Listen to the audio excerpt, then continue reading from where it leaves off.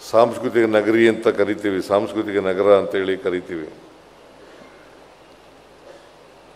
ಇಲ್ಲಿ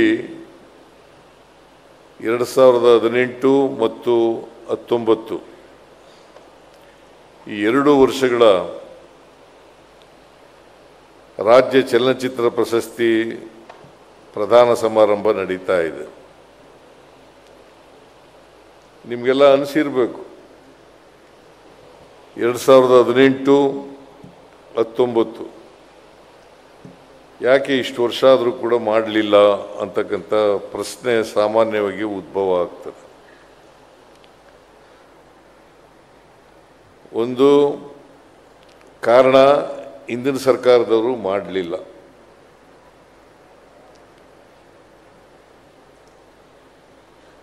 ಜೊತೆಗೆ ನಾವು ಕೂಡ 2.5 ವರ್ಷ ಆಯಿತು ಅಧಿಕಾರಕ್ಕೆ ಬಂದು. ಈ 2 ವರ್ಷಗಳಲ್ಲಿ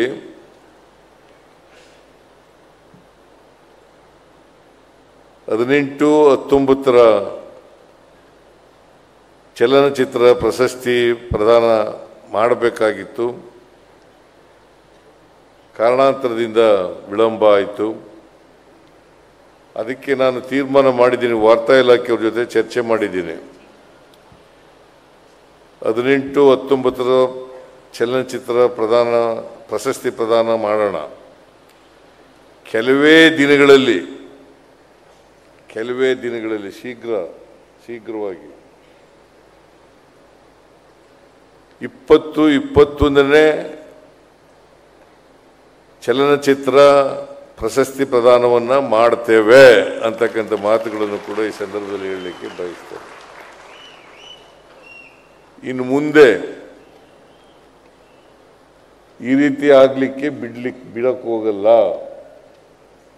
ಪ್ರತಿ ವರ್ಷನೂ ಕೂಡ ಆಯಾಯ ವರ್ಷ ಅಂದರೆ ಈ ವರ್ಷ 2024 ಮಾಡಬೇಕಾಗಿತ್ತು. ನಾವು ಪ್ರತಿ ವರ್ಷನೂ ಕೂಡ ಆಯಾಯ ವರ್ಷನೇ ಚಲನಚಿತ್ರ ಪ್ರಶಸ್ತಿ ಪ್ರದಾನವನ್ನು ಮಾಡ್ತೇವೆ ಅಂತಕ್ಕಂಥ ಮಾತುಗಳನ್ನು ಈಗಾಗಲೇ ವಾರ್ತಾ ಇಲಾಖೆಯವ್ರ ಜೊತೆ ಚರ್ಚೆ ಮಾಡಿದ್ದೇನೆ.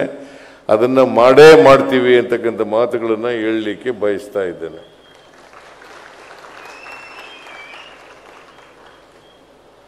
ಇದು ಆ ವರ್ಷ ಮಾಡಿದ್ರೇ ಅದಕ್ಕೆ ಅರ್ಥ ಬರೋದು. ಸುಮಾರು 5-6 ವರ್ಷ ಆದಮೇಲೆ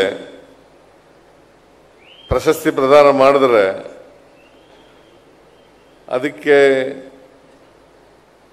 ಅರ್ಥ ಬರಲಿಕ್ಕಿಲ್ಲ ಅಂತಕ್ಕಂಥ ಭಾವನೆಯನ್ನು ನನ್ನದು ಅಂತಕ್ಕಂಥ ಮಾತುಗಳನ್ನು ಹೇಳಲಿಕ್ಕೆ ಬಯಸ್ತಾ ಇದ್ದೇನೆ.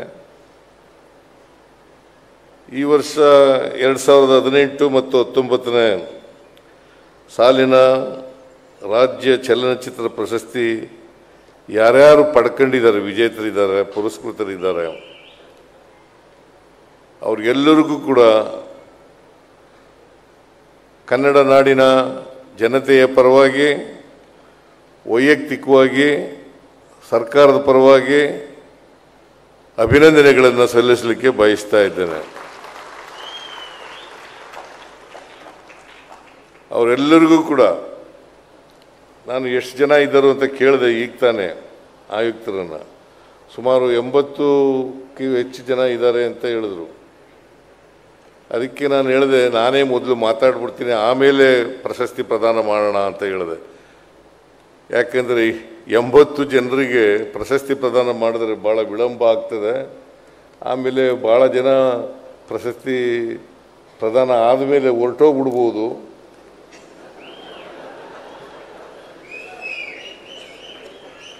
ನನ್ನ ಮಾತು ಯಾರೂ ಕೇಳೋರೇ ಇರೋದಿಲ್ಲ. ಆಮೇಲೆ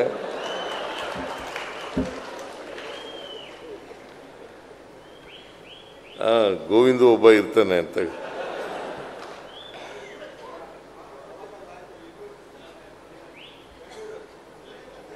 ಎಲ್ಲ ಸುಮ್ಮನೆ ತಮಾಷೆಗೆ ಹೇಳಿದೆ. ಬೆಂಗಳೂರಿನಲ್ಲ ತಮಾಷೆಗೆ ಹೇಳಿದೆ. ಇದನ್ನ ಯಾರು ಕೂಡ ಗಂಭೀರವಾಗಿ ತಗೋಬೇಕಾದಂಥ ಅಗತ್ಯ ಇಲ್ಲ.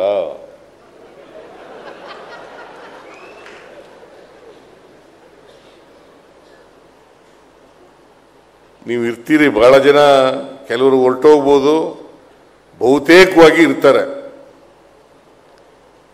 ಆದರೂ ನಾನು ಮುಂಚಿತವಾಗಿ ಮಾತನಾಡಬೇಕು ಅಂತಕ್ಕಂಥದ್ದನ್ನು ಆಯುಕ್ತರಿಗೆ ಹೇಳಿದೆ. ಆಯುಕ್ತರು ಇಲ್ಲ ಪ್ರಶಸ್ತಿ ಆಮೇಲೆ ಮಾಡ್ತೀವಿ, ನೀವು ಮೊದಲು ಮಾತಾಡ್ಬಿಡಿ ಸರ್ ಅಂತ ಹೇಳಿದ್ರು. ಹಾಗಾಗಿ ಮಾತಾಡ್ತಾ ಇದ್ದೇನೆ.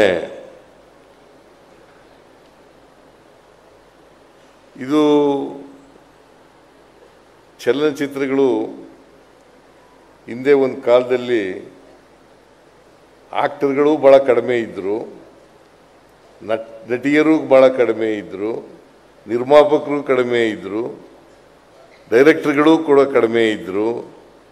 ಈಗ ಹೆಚ್ಚು ಜನ ನಿರ್ಮಾಪಕರಿದ್ದಾರೆ, ಹೆಚ್ಚು ಜನ ನಿರ್ದೇಶಕರಿದ್ದಾರೆ, ಹೆಚ್ಚು ಜನ ನಟ ನಟಿಯರಿದ್ದಾರೆ, ಮತ್ತು ಬೇರೆ ಸಿಬ್ಬಂದಿ ವರ್ಗದವರೆಲ್ಲ ಕೂಡ ಇದ್ದಾರೆ. ಒಂದು ಕಾಲದಲ್ಲಿ ಆಗ ಒಂದು ವರ್ಷಕ್ಕೆ 2-3 ಸಿನಿಮಾಗಳು 4-5 ಸಿನಿಮಾಗಳು ತಯಾರಾದರೆ ಹೆಚ್ಚು ಆಯ್ತಾ ಇದ್ದ, ಅವೇ ಹೆಚ್ಚು. ಮತ್ತು ನಾವು ಸಿನಿಮಾ ನೋಡಬೇಕು ಅಂತಂದರೆ ನೋಡ್ದದ್ದೇ ನೋಡಬೇಕು ಸಿನಿಮಾನ. ನಾನು ಓದುವಾಗ, ವಿದ್ಯಾರ್ಥಿಯಾಗಿದ್ದಾಗ ಪ್ರತಿದಿನ ಸಿನಿಮಾ ನೋಡ್ತಿದ್ದೆ, ಪ್ರತಿದಿನ. ಇತ್ತೀಚಿನ ದಿನಗಳಲ್ಲಿ ಸಿನಿಮಾಗಳು ಜಾಸ್ತಿ ಆಗ್ಬಿಟ್ಟು ಸಿನಿಮಾ ನೋಡೋದೇ ಬಿಟ್ಬಿಟ್ಟೆ ನಾನು.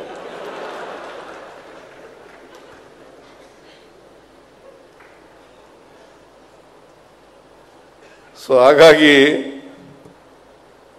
ಈಗಿನ ಸಿನಿಮಾಗಳು ಒಂದು ಮೊದಲಿದ್ದಷ್ಟು ಮೌಲ್ಯಯುತವಾದಂಥ ಸಿನಿಮಾಗಳು ಕಡಿಮೆ ಆಗಿದ್ದಾವೆ. ಸಾಮಾಜಿಕ ಕಳಕಳಿ ಇರ್ತಕ್ಕಂಥ ಚಿತ್ರಗಳು ಕಡಿಮೆ ಆಗಿದ್ದಾವೆ. ಸಮಾಜದಲ್ಲಿ ಬದಲಾವಣೆಯನ್ನು ತರ್ತಕ್ಕಂಥ ಸಿನಿಮಾಗಳು ಕಡಿಮೆ ಆಗಿದ್ದಾವೆ. ಹಾಗಾಗಿ ನಾನು ಪುರ್ಸತ್ತೂ ಇಲ್ಲ. ಎರಡನೇದು, ಈ ಕಾರಣಕ್ಕೋಸ್ಕರ ಸಿನಿಮಾಗಳನ್ನು ನೋಡೋದನ್ನು ಕಡಿಮೆ ಮಾಡಿದ್ದೀನಿ. ಭಾಳ ಅಪರೂಪ ಸಿನಿಮಾಗಳು ನೋಡೋದನ್ನು ನಾನು ಭಾಳ ಹಿಂಸೆ ಮಾಡಿ ಒತ್ತಾಯ ಮಾಡಿದ್ರೆ ನೋಡಿ, ಇನ್ನೂ ಕಾಂತಾರ ಸಿನಿಮಾ ನೋಡೋಕ್ಕಾಗಿಲ್ಲ ನನ್ನ ಕೈಲಿ.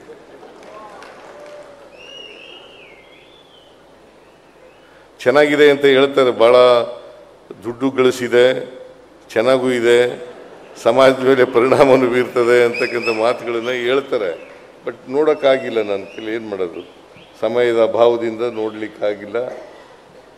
ಒಂದಿನ ನೋಡ್ತೀನಿ.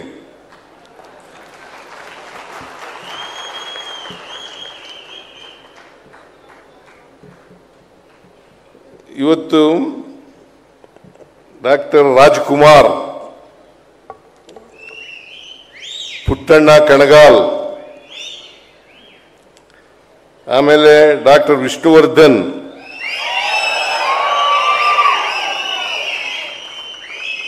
ಇವರ ಪ್ರಶಸ್ತಿಗಳಿಗೆ ಭಾಜನರಾಗಿರ್ತಕ್ಕಂಥ ಹಿರಿಯ ನಟರು, ನಿರ್ದೇಶಕರು, ನಿರ್ಮಾಪಕರು ಮತ್ತು ಅವರೆಲ್ಲ ತಾಂತ್ರಿಕ ವರ್ಗದವರಿಗೆ ಎಲ್ಲರಿಗೂ ಕೂಡ ಹೃದಯಪೂರ್ವಕವಾಗಿ ಬಹಳ ಸಂತೋಷದಿಂದ ಅಭಿನಂದಿಸುತ್ತೇನೆ. ಅವ್ರಿಗೆಲ್ರಿಗೂ ಕೂಡ ಆರೋಗ್ಯ ಸಿಕ್ಕಲಿ, ಆಯಸ್ಸು ಸಿಕ್ಕಲಿ, ಆರ್ಥಿಕವಾಗಿ ಕೂಡ ಸಬಲರಾಗಲಿ ಅಂತಕ್ಕಂಥ ಮಾತುಗಳನ್ನು ಹೇಳಲಿಕ್ಕೆ ಬಯಸ್ತಾ ಇದ್ದೇನೆ. ಮತ್ತು ನಮ್ಮ ಸಿನಿಮಾಗಳು ಹೇಗಿರಬೇಕು ಅಂತಂದರೆ, ಭಾಳ ಪ್ರಭಾವ ಇರ್ತಕ್ಕಂಥ ಮಾಧ್ಯಮ ಇದು. ಎಲ್ಲ ಮಾಧ್ಯಮಗಳಿಗಿಂತ ಹೆಚ್ಚು ಪ್ರಭಾವ ಇರ್ತಕ್ಕಂಥ ಮಾಧ್ಯಮ ಸಿನಿಮಾಗಳು. ಜನರ ಮೇಲೆ ಹೆಚ್ಚು ಪರಿಣಾಮವನ್ನು ಬೀರ್ತವೆ, ಸಮಾಜದ ಮೇಲೆ ಹೆಚ್ಚು ಪರಿಣಾಮವನ್ನು ಬೀರ್ತವೆ. ಅದಕ್ಕೋಸ್ಕರ ನಾವು ಎಂಥ ಸಿನಿಮಾಗಳನ್ನು ತೆಗೆದರೆ, ಎಂಥ ಮೌಲ್ಯಗಳನ್ನು ಜನರಿಗೆ ತಿಳಿಸಿದ್ರೆ ಸಮಾಜದಲ್ಲಿ ಬದಲಾವಣೆಯನ್ನು ಕಾಣಲಿಕ್ಕೆ ಸಾಧ್ಯ ಆಗ್ತದೆ. ಅದಕ್ಕೆ ನೀವೇನು ಮಾಡಬೇಕು ಅಂತಂದರೆ, ಹಿಂದೆ ಎಲ್ಲ ಭಾಳ ಸಿನಿಮಾಗಳಿಂದ ಪರಿವರ್ತನೆ ಆಗಿರ್ತಕ್ಕಂಥದ್ದು ಕೂಡ ನಾವು ನೋಡಿದ್ದೀವಿ. ಸಮಾಜದಲ್ಲಿ ಸಿನಿಮಾ ನೋಡಿ ಭಾಳ ಪರಿವರ್ತನೆ ಆಗಿರ್ತಕ್ಕಂಥ ಜನರನ್ನು ಕೂಡ ನೋಡಿದ್ದೀವಿ. ಹೀರೋಗಳ ರೀತಿಯಲ್ಲಿ ಅದೇ ರೀತಿಯಲ್ಲಿ ಜೀವನದಲ್ಲೂ ಕೂಡ ಅಳವಡಿಸ್ಕೊಳ್ತಕ್ಕಂಥ ಪ್ರಯತ್ನ ಮಾಡಿರ್ತಕ್ಕಂಥ ವ್ಯಕ್ತಿಗಳನ್ನು ಕೂಡ ನೋಡಿದ್ದೀವಿ ನಾವು.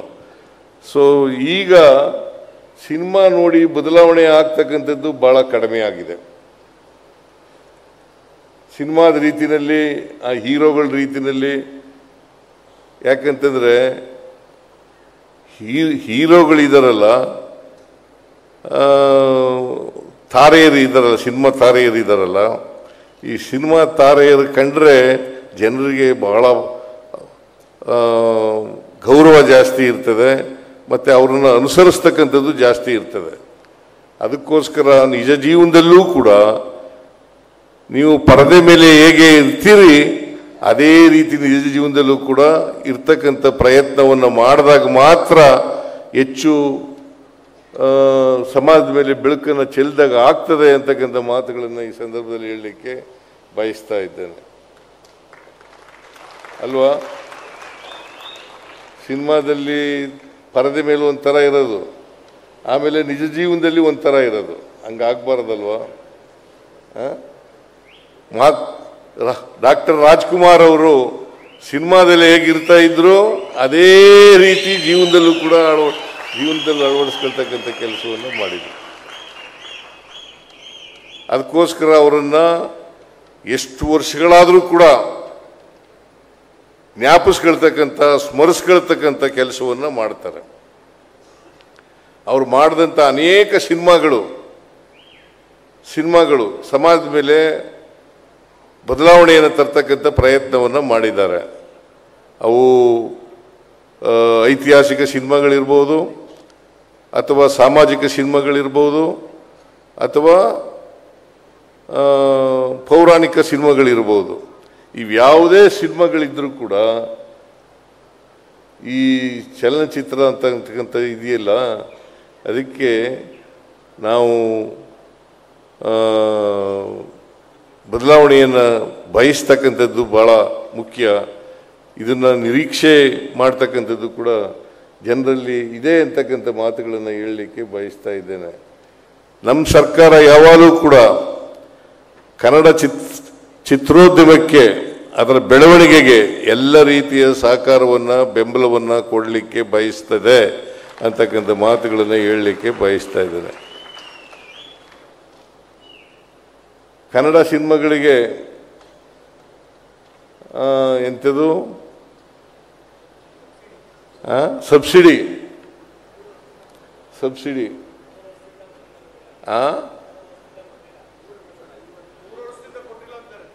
3 ವರ್ಷದಿಂದ ಕೊಟ್ಟಿಲ್ವಾ? ಎಲ್ಲನೂ ಒಟ್ಟಿಗೆ ಕೊಟ್ಬಿಡೋಣ.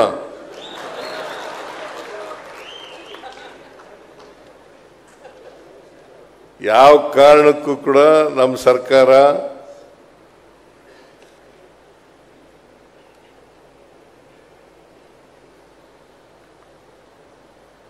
ಸಬ್ಸಿಡಿಯನ್ನು ಕೊಡಲಿಕ್ಕೆ ಹಿಂದೆ ಬೀಳಲ್ಲ. ಆದರೆ ಉತ್ತಮ ಗುಣಮಟ್ಟದ ಚಿತ್ರಗಳನ್ನು ತಯಾರು ಮಾಡಿ ಅಂತಕ್ಕಂಥ ಮಾತುಗಳನ್ನು ಮತ್ತೊಮ್ಮೆ ಹೇಳಲಿಕ್ಕೆ ಬಯಸ್ತಾ ಇದ್ದೇನೆ. ಈಗ ಸಬ್ಸಿಡಿಗೋಸ್ಕರ ಸಿನಿಮಾ ತಯಾರು ಮಾಡಬಾರ್ದಲ್ಲ.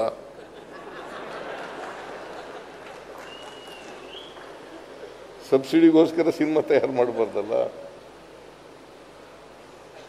ಜನ ನೋಡೋಂಥ ಸಿನಿಮಾಗಳಿರಬೇಕು, ಸಮಾಜದ ಮೇಲೆ ಪರಿಣಾಮ ಬೀರ್ತಕ್ಕಂಥ ಸಿನಿಮಾಗಳಿರಬೇಕು. ಅಂಥ ಸಿನಿಮಾಗಳಿಗೆ ನೀವು ಸಬ್ಸಿಡಿ ಕೊಟ್ಟಿಲ್ಲ, ಕೊಡಬೇಕು, ಆದರೂ ಕೊಡ್ತೇವೆ.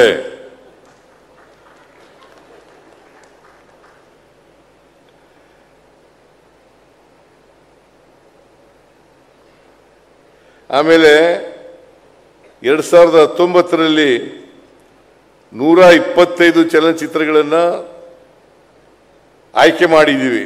125 ಚಲನಚಿತ್ರಗಳನ್ನು ಆಯ್ಕೆ ಮಾಡಿದ್ದೀವಿ. 27/2/2025 ಆದೇಶ ಹೊರಡಿಸಿದ್ದೀವಿ. 2025ರಲ್ಲಿ 125 ಚಲನಚಿತ್ರಗಳನ್ನು ಆಯ್ಕೆ ಮಾಡಲಾಗಿದೆ. 19/4/2025 ಹೊರಡಿಸಿದ್ದೀವಿ. ಚಲನಚಿತ್ರಗಳ ವೀಕ್ಷಕರ ಪ್ರಕ್ರಿಯೆ ಮುಕ್ತಾಯಗೊಂಡಿದ್ದು 2021. ಆಮೇಲೆ 22 ಅರ್ಜಿಗಳ ಆಹ್ವಾನ ಬಾಕಿ ಇರ್ತದೆ. ಸ್ವಲ್ಪ ಇದು ಎಲ್ಲ ವಿಳಂಬ ಆಗ್ತದೆ. ಆದರೂ ಕೂಡ ಆಯಾಯ ವರ್ಷದಲ್ಲೇ ಕೊಡಬೇಕು ಅಂತಕ್ಕಂಥದ್ದು ನಮ್ಮ ಇಚ್ಛೆ ಮತ್ತು ಅದಕ್ಕೋಸ್ಕರ ಕಾಯಬೇಕಾದಂಥ ಅಗತ್ಯ ಇಲ್ಲ ಅಂತಕ್ಕಂಥ ಮಾತುಗಳನ್ನು ಹೇಳಲಿಕ್ಕೆ ಬಯಸ್ತಾ ಇದ್ದೇನೆ. ಆಮೇಲೆ ಮೈಸೂರು ನಗರದಲ್ಲಿ ಚಿತ್ರನಗರಿ ಮಾಡಬೇಕು ಅಂತೇಳಿ ಸರ್ಕಾರ ಎಲ್ಲ ರೀತಿಯ ಪ್ರಯತ್ನವನ್ನು ಮಾಡಿದೆ. ಈಗಾಗಲೇ ಬಹುಶಃ 160 ಎಕರೆನ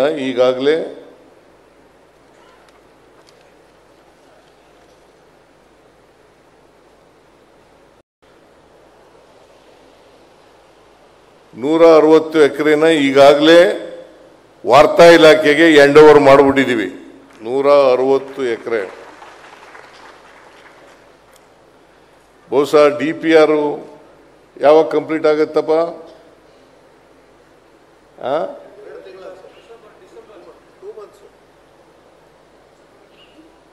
ಇನ್ನು 2 ತಿಂಗಳಲ್ಲಿ ಡಿಸೆಂಬರ್ ಅಂತ್ಯದ ಒಳಗಡೆ DPR ಕಂಪ್ಲೀಟ್ ಆಗ್ತದೆ. ಇಲ್ಲಿ ಮೈಸೂರಿನಲ್ಲಿ PPP ಮಾಡೆಲ್ನಲ್ಲಿ ಚಿತ್ರನಗರಿ, ಮೈಸೂರನ್ನ ಚಿತ್ರನಗರಿ ಅಂತೇಳಿ ಇಲ್ಲೇ ಕೂತಿದ್ದಾರೆ ಬಾಬು ರಾಜೇಂದ್ರ ಪ್ರಸಾದ್, ರಾಜೇಂದ್ರ ಬಾಬು,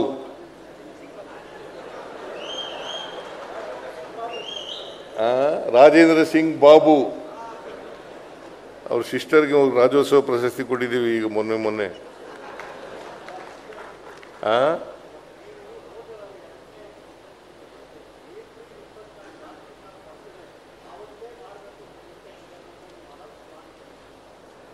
ಮಾಡ್ತೇವೆ. ಡಿಸೆಂಬರ್ ಕೊನೆ ಒಳಗಡೆ DPR ಆದ್ಮೇಲೆ ಟೆಂಡರ್ ಕರೆದು ಆದಷ್ಟು ಜಾಗ್ರತೆ ಮಾಡ್ತೀವಿ. ಅದು ಮಾಡೋಕ್ಕೋಸ್ಕರ 160 ಎಕರೆ ಹ್ಯಾಂಡ್ ಓವರ್ ಮಾಡಿರೋದು ವಾರ್ತಾ ಇಲಾಖೆಗೆ. ಮಾಡಬೇಕು ಅಂತ ಮನಸ್ಸಿಲ್ಲದೆ ಹೋಗಿದ್ರೆ 160 ಎಕರೆ ಜಮೀನನ್ನು ಕೊಡ್ತಾ ಇದ್ವಾ? ಸರ್ಕಾರಿ ಜಮೀನನ್ನ ಮಾಡೇ ಮಾಡ್ತೀವಿ. ಹೈದರಾಬಾದ್ನಲ್ಲಿ ಹೇಗೆ ಫಿಲ್ಮ್ ಸಿಟಿ ಇದೆ, ಅದೇ ಮಾದರಿನಲ್ಲಿ ಕರ್ನಾಟಕದಲ್ಲೂ ಕೂಡ ಮೈಸೂರಿನಲ್ಲೂ ಕೂಡ ಮಾಡ್ತೇವೆ ಅಂತಕ್ಕಂಥ ಮಾತುಗಳನ್ನು ಹೇಳಲಿಕ್ಕೆ ಬಯಸ್ತಾ ಇದ್ದೇನೆ.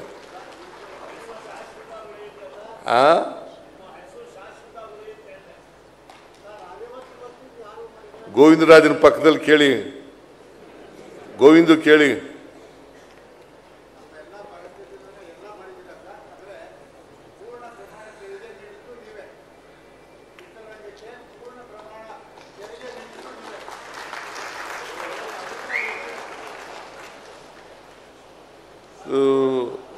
ನನ್ನ ಕೇಳೋದಕ್ಕಿಂತ ಹೆಚ್ಚಾಗಿ ಗೋವಿಂದು ಕೇಳಿದ್ರೆ ಎಲ್ಲ ಹೇಳ್ತಾರೆ. ಅವರು ಚಲನಚಿತ್ರ ಫೀಲ್ಡ್ನಲ್ಲೇ ಇದ್ದಾರೆ.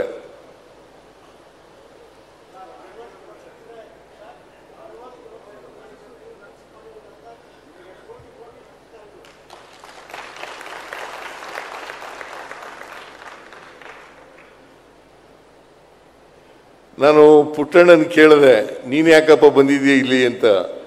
ನಾನು ಪ್ರೊಡ್ಯೂಸರ್ ಆಗಿದ್ದೆ ಸರ್ ಒಂದು ಸಿನಿಮಾಕ್ಕೆ, ಆ ಚಿತ್ರಕ್ಕೆ ಪ್ರಶಸ್ತಿ ಬಂದಿದೆ, ಅದಕ್ಕೋಸ್ಕರ ಬಂದಿದ್ದೀನಿ ಅಂತ. ನೋಡಿ, ಅವರು ಪ್ರೊಡ್ಯೂಸರು. ಅದೇನೇ ಆಗಲಿ, ಕರ್ನಾಟಕ ಸರ್ಕಾರ ಕನ್ನಡ ಚಿತ್ರೋದ್ಯಮದ ಬೆಳವಣಿಗೆಗೆ, ಕನ್ನಡ ಚಿತ್ರಗಳ ಬೆಳವಣಿಗೆಗೆ, ಕನ್ನಡ ಭಾಷೆಗೆ ಬದ್ಧವಾಗಿದೆ ಅಂತಕ್ಕಂಥ ಮಾತುಗಳನ್ನು ಹೇಳಲಿಕ್ಕೆ ಬಯಸ್ತಾ ಇದ್ದೇನೆ. ಇನ್ನೇನಾದ್ರು ಹೇಳ್ಬೇಕಾ ಗೋವಿಂದು?